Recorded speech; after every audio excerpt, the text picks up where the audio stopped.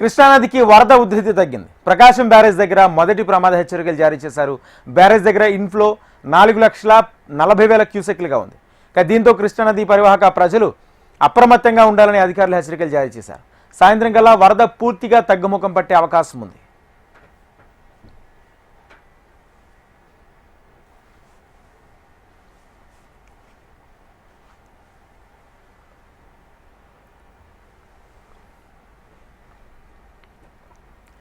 కృష్ణానదికి వరద ఉధృతి తగ్గింది. ప్రకాశం బ్యారేజ్ దగ్గర మొదటి ప్రమాద హెచ్చరికలు జారీ చేశారు. బ్యారేజ్ దగ్గర ఇన్ఫ్లో 4,40,000 క్యూసెక్లుగా ఉంది. దీంతో కృష్ణానదికి పరివాహక ప్రజలు అప్రమత్తంగా ఉండాలని అధికారులు హెచ్చరికలు జారీ చేశారు. సాయంత్రం కల్లా వరద పూర్తిగా తగ్గుముఖం పట్టే అవకాశం ఉంది. ఇదే అంశానికి సంబంధించి పూర్తి సమాచారం మా ప్రతినిధి శ్యామ్ అందిస్తారు. శ్యామ్,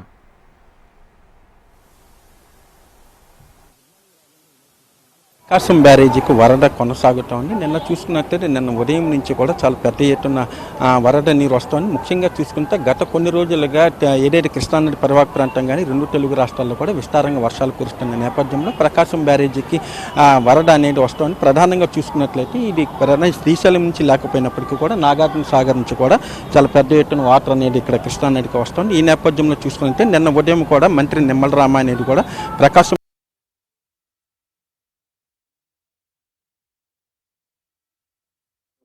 ముందుగానే గుర్తించి వాళ్ళందరినీ కూడా హెచ్చరించారు. కొన్ని లోతట్టు ప్రాంత ప్రజలని సురక్షిత ప్రాంతాలకు తరలించారు. అయితే నిన్న సాయంత్రం తీసుకున్నట్లయితే దాదాపు 6 లక్షల క్యూసెక్ల వరకు కూడా ప్రకాశం బ్యారేజ్కి వచ్చింది. దీంతో రెండో ప్రమాద హెచ్చరికను కూడా అధికారులు జారీ చేశారు. అయితే ఈ రోజు ఉదయం నుంచి కూడా వరద తగ్గుముఖం పట్టింది. ప్రధానంగా తీసుకుని ప్రస్తుతం 4,40,000 క్యూసెక్ల నీరు ఎగువ నుంచి వస్తా ఉంది. ఆటి చూసుకున్నట్లయితే కాలువలన్నింటిని కూడా ఇప్పటికే పూర్తిగా నిలిపివేశారు. ప్రధానంగా ఎగువ నుంచి వస్తున్న పూర్తి స్థాయి నీటి మట్టాన్ని కూడా పూర్తిగా సముద్రంలోకి వదిలేస్తున్నారు. మొత్తం 70 గేట్ల నుంచి కూడా ఎగువ నుంచి వస్తున్న మొత్తం నీటిని కూడా దిగువకు విడుదల చేస్తున్నారు. ఈ రోజు సాయంత్రానికి తీసుకున్నట్లయితే దీంతో పూర్తిగా వరద నీరు కూడా తగ్గే అవకాశం ఉంది. ప్రధానంగా చూసుకుంటే ఇప్పటికే గత ముట్టూరు నేపథ్యంలో పునరావాస కేంద్రాలను తరలించిన వాళ్ళందుకొని ఈ రోజు సాయంత్రం తిరిగి వాళ్ళ స్వస్థాలకు కూడా చేర్చే అవకాశం ఉంది. ఏదైతే నిన్నటి నుంచి కూడా ప్రధానంగా ఈ లోతట్టు ప్రాంత ప్రజలను ఏదైతే అప్రమత్తం చేశారో వాళ్ళందరికీ కూడా సురక్షిత ప్రాంతాలకు అయితే తరలించారు. ముఖ్యంగా నగరపాలక సంస్థ ఆధ్వర్యంలో తీసుకున్నట్టు ప్రధానంగా విజయవాడకి సంబంధించి కూడా